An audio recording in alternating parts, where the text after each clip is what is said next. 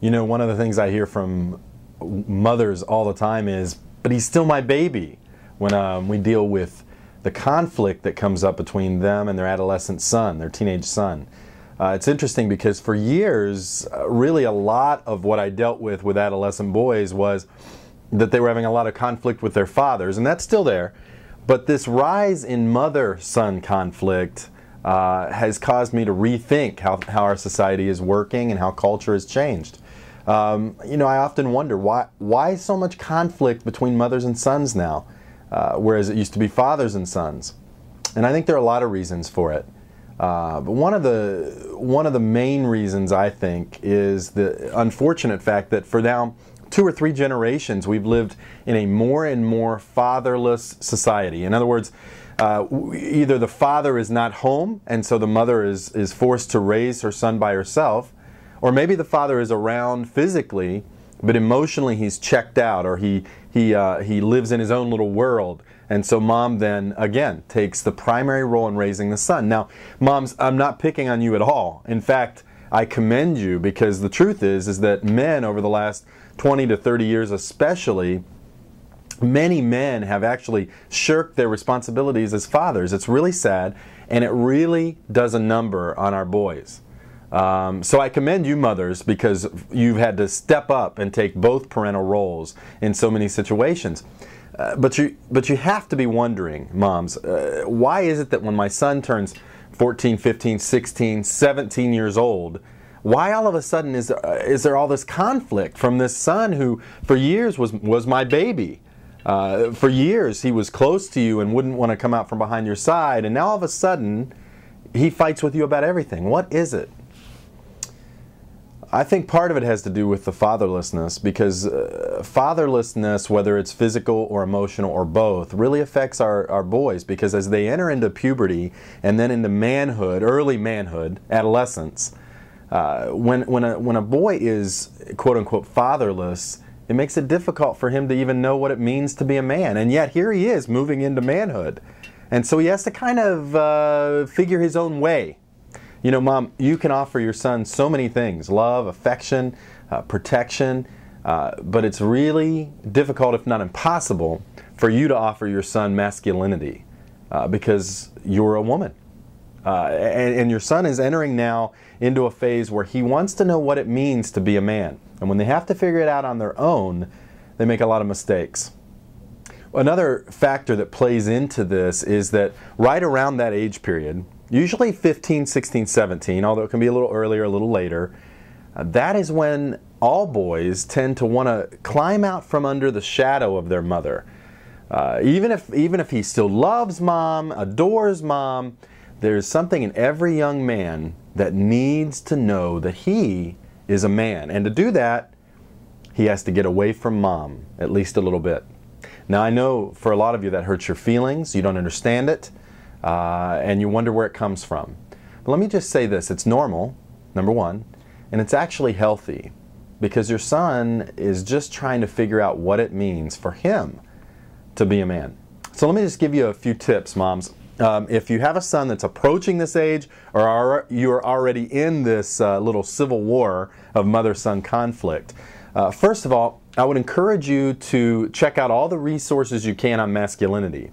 Now, there are several really good ones out there, although it's kind of more limited, I think, compared to some other genres. But some good ones are Wild at Heart by John Eldredge. Raising Cain is a good one, although I can't remember the author right at this time. Bringing Up Boys is a good one. There's lots of books about masculinity. The Way of the Wild Heart is another one by Eldredge.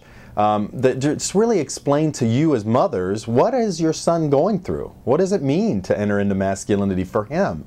What does the masculine heart need from this world? What are they looking for? Knowing these things can really help you to understand your son better and to empathize with him as he struggles to learn what it means to be a man. Another thing is, and I guess I kind of touched on it a second ago, is work to understand your son, not control him. You know, as any child goes from preteen into teenage years, and as they get older, really my opinion is our role as parents switches from being managers in control of everything protecting everything, sheltering, really to more of a consultant.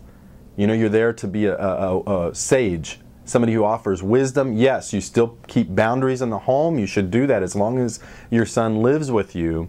But work to understand him, because that's what a lot of times I think the boys tell me. She just doesn't get me. I don't even think she tries to get me. So work to understand him instead of grasping for deeper control, okay? I always tell mothers that once your son hits the teenage years, that he's kind of like a bar of soap. The tighter you grasp at him or grab at him, the more he's going to slip through your fingers. So understand him, don't control him.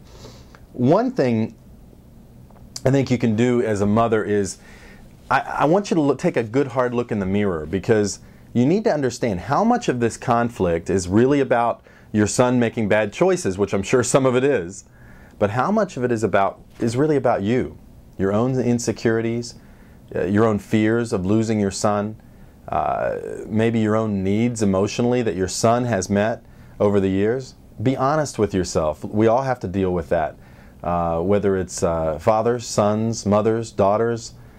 We all have to deal with what part do I play in this conflict? Of course, if your son's father is around, whether it's from a distance or if he's still in the home, really encourage at this point in life a stronger relationship between father and son. Now, this may be hard for your husband or your ex-husband to deal with, because remember, now we're in our third or fourth generation of fatherless boys, so your husband or ex-husband probably is still within those generations. Maybe they've had a difficult time in masculinity. So it might be hard for them, but I want you to encourage them to become closer and draw closer to your son.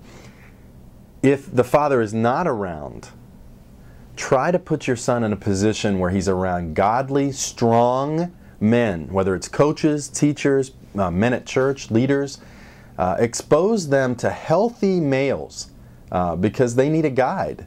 Because remember, when boys don't have a guide to masculinity, they kind of make it up as they go. And that doesn't always look so good. There's a lot more things I could talk to you about with mother-son conflict, because it is really a growing issue that I deal with in counseling. In fact, give me a call. My name is Aaron Welch. I'm a licensed mental health counselor in Orlando, Florida. You can check out our website at www.lifeworksgroup.org. Or you can call me at 407-647-7005. Moms, I know he's still your baby. Let me tell you, things come back around. After this period, he still will be your baby, but you've got to let him have wings. Thanks a lot.